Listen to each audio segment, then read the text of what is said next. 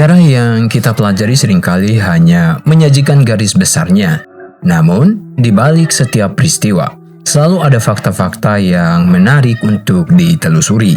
Selamat datang di Ini Rahasia Kita, tempat kita mengupas sejarah berdasarkan sumber dan bukti, bukan sekedar cerita.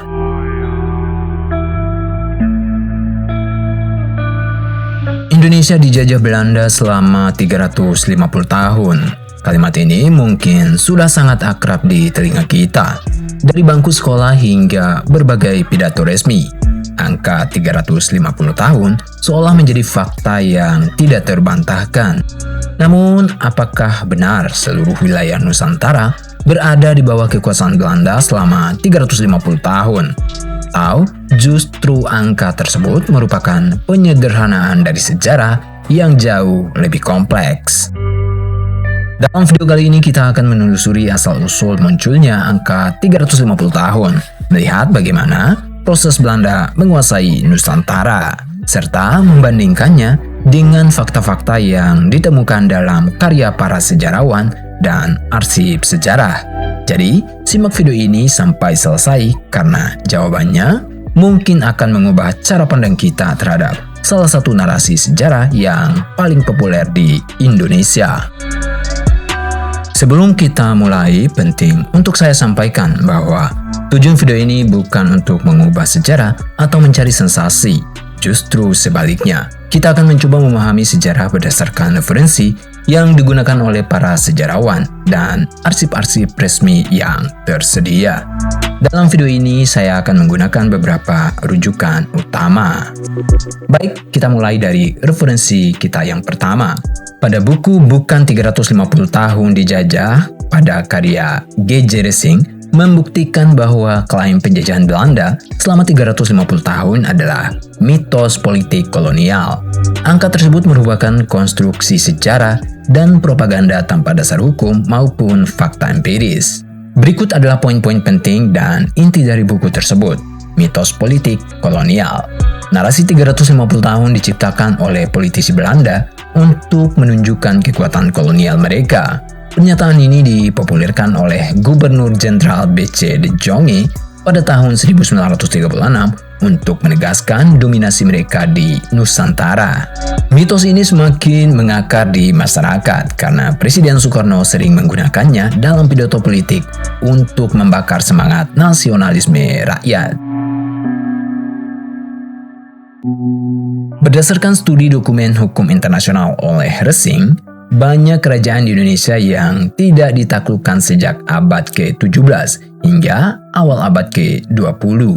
Jika dihitung dari awal penaklukannya terakhir wilayah secara penuh seperti Kerajaan Kelungkung di Bali pada tahun 1908 hingga kemerdekaan, Belanda secara efektif hanya menjajah selama 37 tahun. Pandangan G.J. Racing memberikan sudut pandang bahwa narasi 350 tahun dijajah tidak bisa dipahami secara sederhana. Kemudian selanjutnya pada referensi A History of Modern Indonesia Science 1200, karya M.C. Ricklefs, berfokus pada sejarah Indonesia sejak masuknya Islam. Inti karya ini menjelaskan proses panjang bagaimana berbagai komunitas, suku, dan kerajaan yang terpisah di Nusantara bersatu menjadi satu bangsa modern. Berikut adalah poin penting dari isi buku tersebut. Titik awal sejarah modern. Buku ini menolak sejarah klasik yang berpusat pada era Hindu-Buddha. Ricklefs menjadikan awal penyebaran Islam sebagai titik mula Indonesia modern. Menguraikan sistem tanam paksa, kebijakan etis, dan eksploitasi ekonomi. Hal ini mengubah struktur masyarakat Nusantara dan menciptakan batas wilayah yang kelak menjadi batas negara Indonesia. Menyoroti Islam sebagai kekuatan pemersatu utama masyarakat, sekaligus akar ketegangan antara Islam yang sinkretis atau tradisional dan Islam yang murni atau ortodoks. Pembentukan identitas bersama pada awal abad ke-20 melalui pendidikan kolonial seperti Stovia dan Peirce. Ini menjadi fondasi lahirnya kesadaran berbangsa. Transisi dramatis dari pendudukan Jepang, proklamasi kemerdekaan, hingga pembentukan negara kesatuan melalui perjuangan fisik dan diplomasi. Menjelaskan transisi politik dari demokrasi parlementer, demokrasi terpimpin Soekarno, Orde Baru Soeharto hingga era reformasi. Buku ini merupakan referensi utama sejarah Indonesia yang dapat kita akses di berbagai katalog perpustakaan universitas. M. Cherrycliffe dalam bukunya A History of Modern Indonesia Science 1200 telah menjelaskan bahwa proses penguasaan Belanda terhadap Nusantara berlangsung secara bertahap, bukan sekaligus. Pada awal kedatangan VOC, Belanda hanya menguasai beberapa pusat perdagangan. Sementara itu, kerajaan seperti Aceh, Mataram, Banten, Ternate, Tidore, Goa, hingga kerajaan-kerajaan di Nusa Tenggara masih memiliki kekuasaan dan kedaulatannya masing-masing.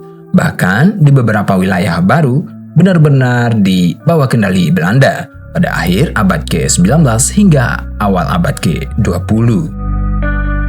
Jika dua sejarawan memberikan gambaran seperti itu, bagaimana dengan bukti yang berasal dari Belanda sendiri? Untuk menjawabnya, kita bisa melihat arsip-arsip kolonial yang masih tersimpan hingga saat ini. Dalam Arsip Nasional Arsip Belanda dapat ditemukan berbagai dokumen mengenai perjanjian, ekspedisi militer, hingga administrasi kolonial. Arsip-arsip tersebut menunjukkan bahwa Belanda harus melakukan berbagai peperangan dan perundingan selama berabad-abad untuk memperluas wilayah kekuasaannya. Fakta ini memperlihatkan bahwa penguasaan Belanda atas Nusantara tidak terjadi dalam satu waktu, melainkan melalui proses yang panjang dan berbeda di setiap daerah. Lalu bagaimana dengan arsip yang dimiliki Indonesia sendiri? Apakah menunjukkan hal yang berbeda? Mari kita lihat. Arsip Nasional Republik Indonesia atau disingkat ANRI telah mendigitalkan banyak arsip kolonial untuk menyelamatkan dokumen fisik yang rusak. Digitalisasi mencakup arsip VOC, ANRI menggunakan sistem DASA atau Digital Archive System at ANRI. Dokumen ini dapat diakses secara daring oleh publik. Digitalisasi menggantikan dokumen kertas asli yang rentan rusak. Arsip fisik asli tetap disimpan, tetapi aksesnya dibatasi.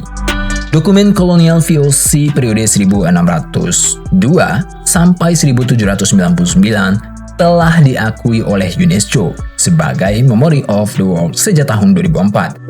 Arsip memuat catatan perdagangan, peperangan, dan kehidupan masyarakat Putra. Klaim penjajahan Belanda selama 350 tahun adalah mitos. Bung Karno menggunakan angka ini untuk membakar semangat rakyat. Berdasarkan catatan sejarah di Arsip Nasional Republik Indonesia atau ANRI, durasi penjajahan jauh lebih pendek.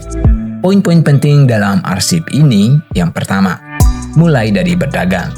Belanda pertama datang ke Nusantara pada tahun 1596 untuk berdagang, bukan menjajah.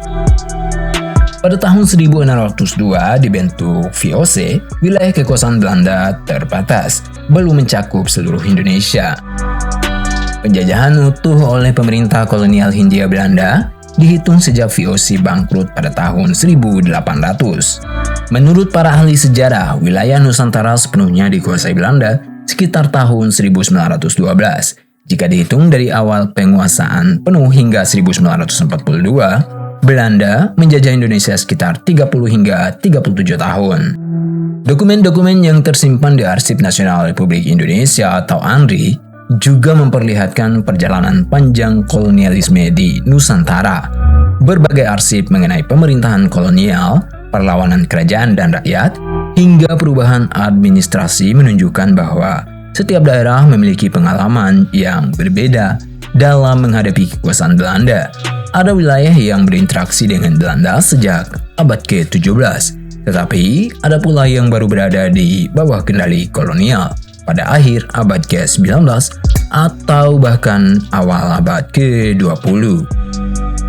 Dari keempat referensi tersebut terlihat adanya satu benang merah. Tidak satu pun yang menyatakan bahwa seluruh wilayah Indonesia telah dijajah Belanda secara bersamaan selama 350 tahun. Yang dijelaskan justru adalah proses penguasaan yang berlangsung secara bertahap dengan durasi yang berbeda-beda di setiap wilayah Nusantara. Dalam video ini disusun berdasarkan beberapa rujukan yang banyak digunakan dalam kajian sejarah Indonesia, yaitu karya G.J. Racing, Bukan 350 Tahun Dijajah, kemudian M.C. Reclave, A History of Modern Indonesia Science C. 1200, kemudian arsip dari National Arsip Belanda, serta Arsip Nasional Republik Indonesia atau ANRI. Dari berbagai referensi tersebut dapat dipahami bahwa ungkapan Indonesia dijajah Belanda selama 350 tahun merupakan penyederhanaan sejarah. Pengaruh dan kekuasaan Belanda memang berlangsung selama berabad-abad, tetapi waktu dan bentuk penguasaannya berbeda-beda di setiap wilayah Nusantara. Nah, sekarang giliran kalian. Setelah mendengar penjelasan dan melihat referensinya, apakah menurut kalian kalimat Indonesia dijajah Belanda selama 350 tahun masih layak digunakan? Atau sebaiknya dijelaskan dengan konteks yang lebih lengkap? Tulis pendapat kalian di kolom komentar, sertakan alasannya. Saya akan membaca dan membalas komentar yang paling menarik. Sampai jumpa di pembahasan sejarah berikutnya.